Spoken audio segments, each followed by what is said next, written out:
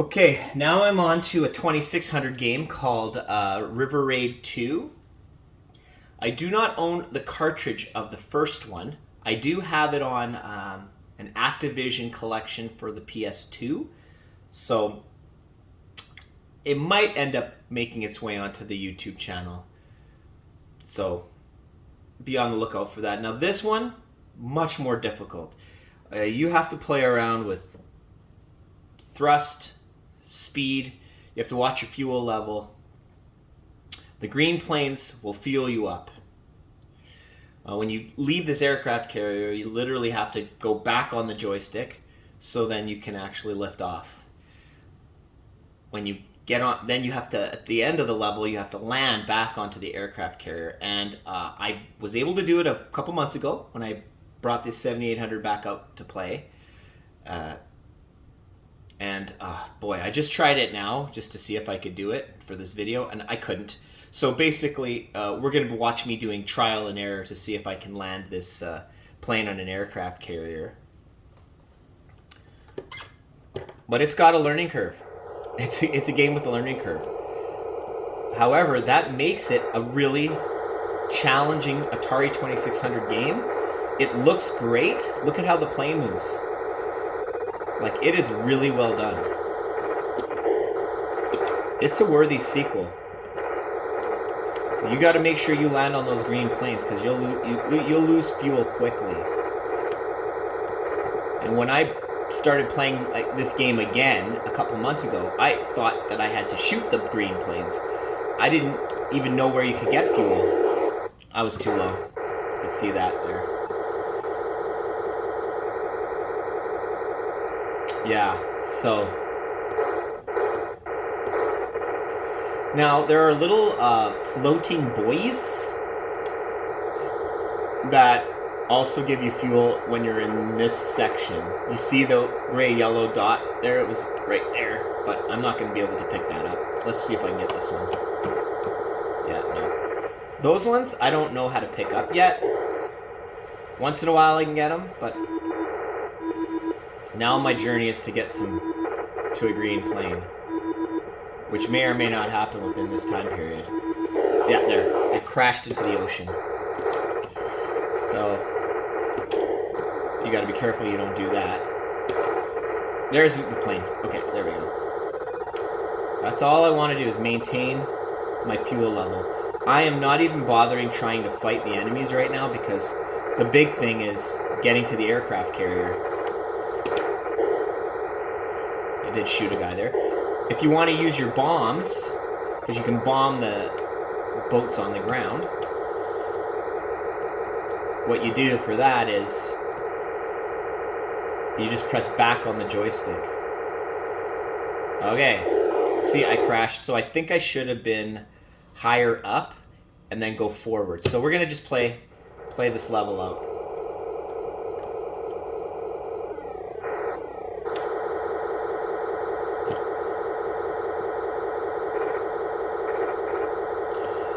Try to be careful. Get some points. Fuel is good.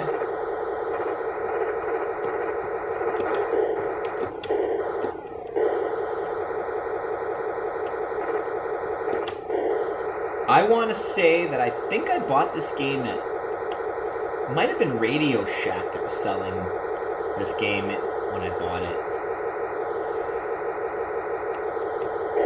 Oh, I was too low there. I was trying to get that green plane.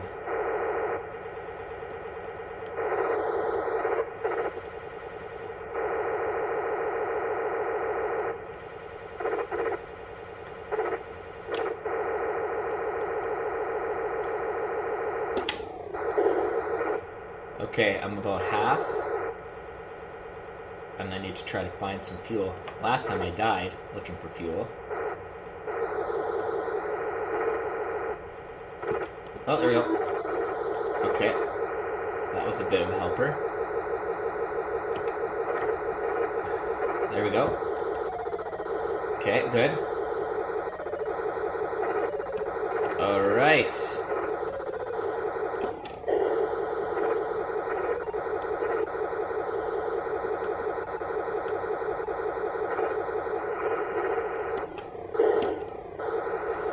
Okay, here we go again with this damn aircraft carrier. Okay, maybe I'll hit it high. And then... I'm assuming I'm at high altitude here. Okay, and then once... No! So I must have to go... I'm just not sure. Oh, the buttons do something too. Oh, shoot. I did not know that. And then you go forward all the way.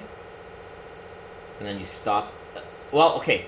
So I saw what I did there. So I should have another opportunity. Okay. And then once I get on, I go forward all the way. And then he stops. There we go. Okay, so here's what I did. To land on that aircraft carrier, I pressed the button down, and you saw that the top and the bottom bar, the thrust and the speed, went all the way to yellow.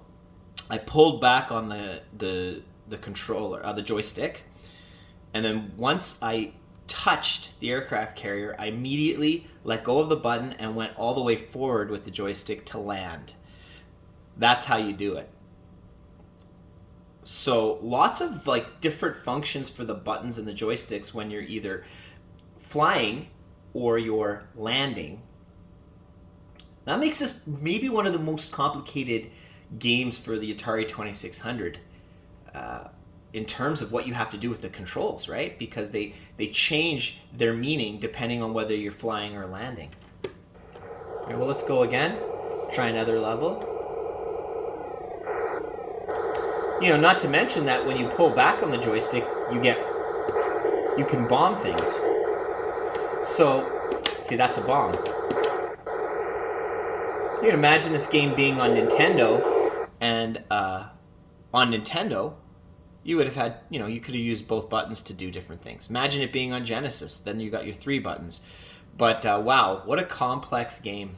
And it's one that I had to watch a YouTube video of somebody else teaching what all the buttons and functions were of the joystick. But if you pick this game up, I guarantee you'll enjoy it, and you'll like the fact that it's challenging, because how many Atari 2600 games can you say that for that are like truly challenging?